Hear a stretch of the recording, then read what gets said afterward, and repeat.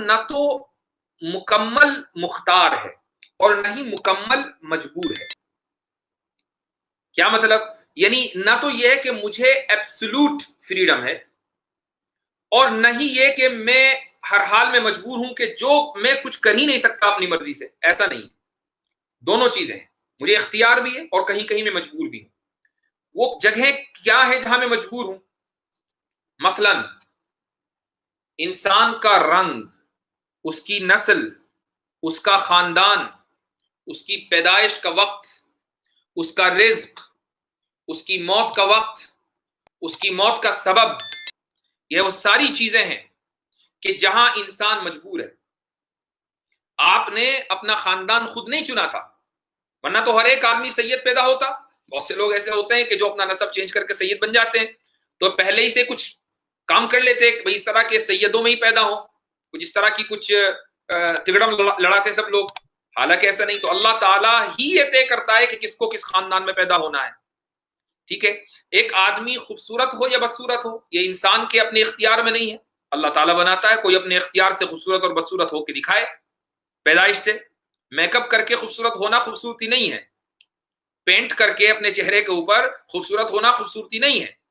تو یہ چیز ایسی ہے کہ انسان مجبور ہے. کوئی آدمی ذرا اپنے پیدائش کا وقت سیٹ کر کے بتائے کہ میں فلاں تاریخ میں پیدا ہوں گا، چاہے کتنا ہی بڑا ملحد ہو، اس بات کو ثابت کر کے دکھا دے. اسی طریقے سے کوئی آدمی اپنی موت کا وقت طے کر کے بتا دے. یہ سب چیزیں ایسی ہیں جہاں انسان مجبور ہے. اچھا، کچھ چیزوں میں انسان کو اختیار بھی ہے. مثال کے طور پر میں اس وقت بول رہا ہوں تو میں اپنے ارادے سے بول رہا ہوں.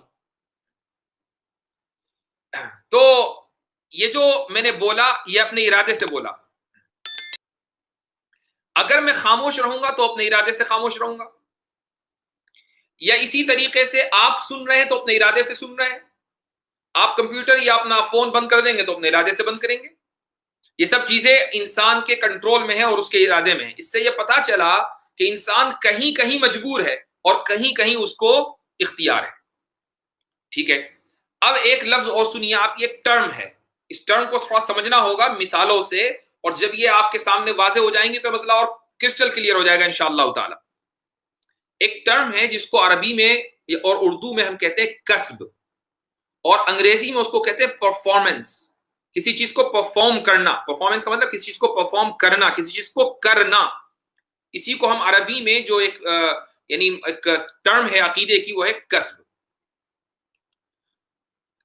کسب کی مثال میں آپ کو بتاتا ہوں تب آپ کے سمجھ میں آئے گا. ایک مثلا آپ دیکھیے دن میں سورج نکلتا ہے. یہ جو سورج ہے یہ ہمارے اس زمین کے اوپر بلا واسطہ بغیر کسی بیچ میں کوئی چیز حائل ہوئے ڈائریکٹ روشنی ڈالتا ہے. یہی وجہ ہے کہ گرمیوں کے اندر اس کی جو اس نے روشنی ڈالی ڈائریکٹ، اس کی وجہ سے گرمی بڑھ جاتی ہے. اور اس روشنی کو ہم جو دن میں پڑتی ہے اس کو دھوپ بولتے ہیں. اس کا نام بھی دوسرا ہی ہوتا ہے. اس کی تاثیر الگ ہوتی ہے، اس کی خصوصیات الگ ہوتی ہیں. وہ موسموں کی تبدیلی کے لیے ضروری ہوتا ہے، وہ کھیتی باڑی کے لیے ضروری ہوتا ہے. سورج اگر نہ نکلے کئی مہینے تو کھیتی کو نقصان ہو جائے. لیکن یہی سورج رات میں چاند کے واسطے سے دنیا کے اوپر روشنی ڈالتا ہے. تو روشنی تو وہی ہے. چاند میں خود تو روشنی نہیں ہے. چاند میں روشنی کہاں سے آئی؟ سورج سے آئی. اس کے واسطے سے اس دنیا میں آئی. لیکن جب رات میں چاند کی روشنی زمین پر پڑتی ہے تو آپ اس کو دھوپ نہیں کہتے ہیں، اب اس کو کہتے ہیں آپ چاندنی. اب اس کو آپ چاندنی کہتے ہیں.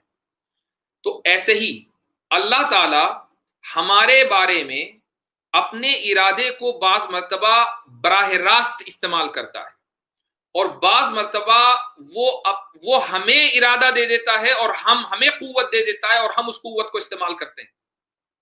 ہماری پیدائش کا وقت، ہمارے مرنے کا وقت. ٹھیک ہے. اسی طریقے سے ہمارا رزق کتنا ہوگا کتنا نہیں ہوگا، یہ اللہ تعالیٰ نے اپنا ارادہ براہ راست ہمارے اوپر ڈالا. جیسے سورج کی روشنی براہ راست اس دنیا کے اوپر پڑتی ہے. لیکن میں آپ سے اس وقت بات کر رہا ہوں اپنے ارادے سے، آپ سن رہے ہیں اپنے ارادے سے. میں بات نہیں کروں گا تو اپنے ارادے سے نہیں کروں گا. آپ نہیں سنیں گے تو اپنے ارادے سے نہیں سنیں گے. یہ ارادہ کہاں سے آیا؟ یہ بھی تو اللہ ہی نے دیا نا. یہ ارادہ بھی اللہ ہی نے دیا.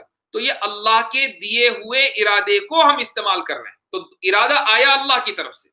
ایک جگہ اللہ نے اپنے ارادے کو براہ راست استعمال کیا، دوسری جگہ ہمیں دے دیا، ہم استعمال کر رہے ہیں، جیسے کہ سورج نے چاند کو روشنی پہنچائی اور چاند سے روشنی اس دنیا میں آئی اور اس کو ہم چاندنی کہتے ہیں۔